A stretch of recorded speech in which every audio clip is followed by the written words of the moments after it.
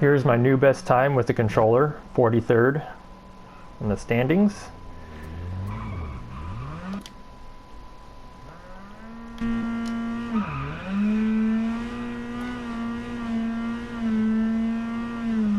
I've made some changes to the setup, and I don't know if I've just gotten better or if the settings are better.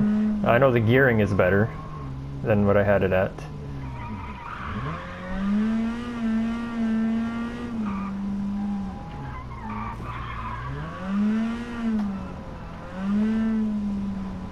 I personally don't think I could do a career mode with the controller. It's too difficult to drive the car in these fast sections.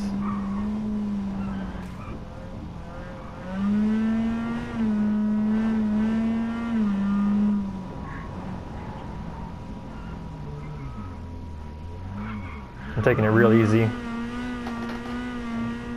Just trying to complete the stage.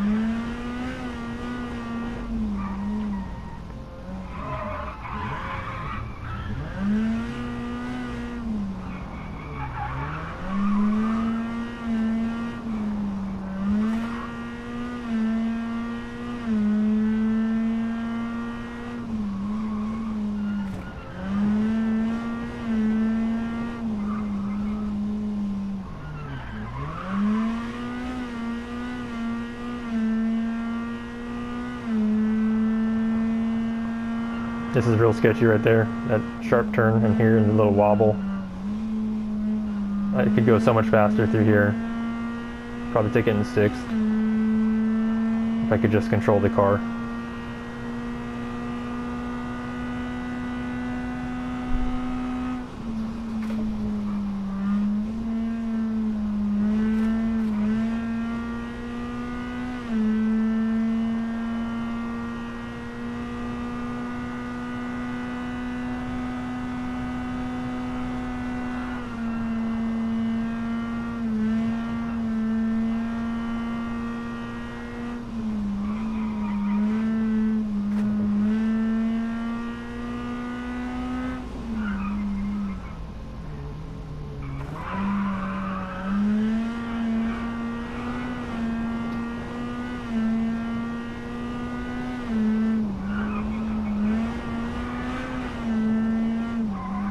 Have to cut this corner there.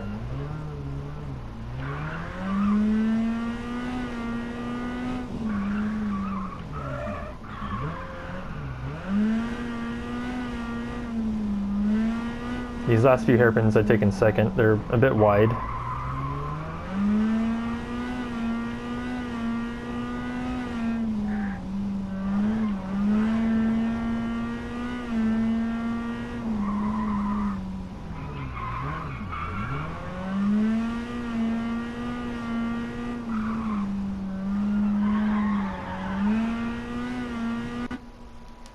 And on to the settings. Suspension, differential, brakes, and transmission. And for anyone who wants to see my old settings, this is from WRC 9, the exact settings almost, except for the ground clearance. Suspension, differential, brakes, and transmission. The gears are probably better. These gearing is probably better than the other gearing because of the extra power in the new cars.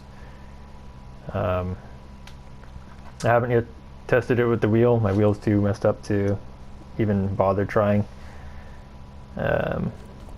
what I did with this setting, I tried increasing the front spring, but it just made the steering more twitchy. There's more responsiveness in the steering, which I need to try and reduce. So I could soften the front shock absorber or the front spring. I think the front spring would do better to make softer, make the front end less responsive. I have reduced the rear shock absorber compression.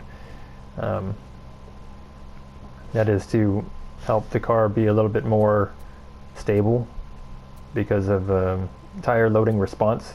Basically, because the front end is stiffer with the damper, the front tire has a faster loading response time than the rear, even though the rear spring is stiff. And so what that does is it causes understeer, and a desirable understeer, or in this case, stability. And I don't know how soft I can make the rear compression damper.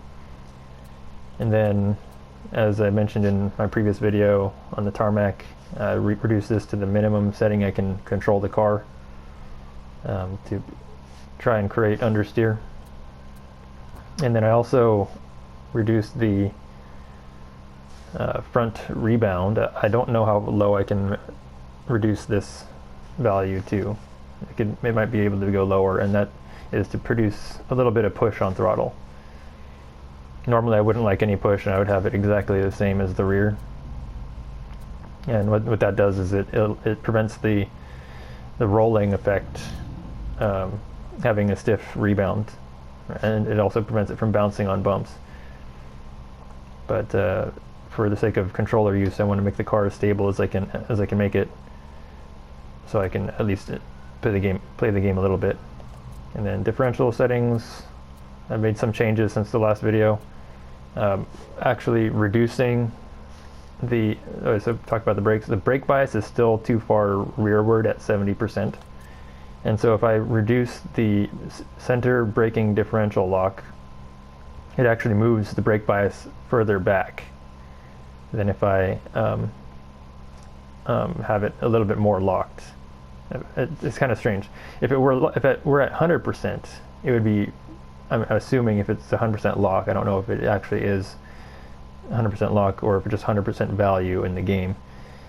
100% would make it exactly 50-50 braking distribution front and rear. However,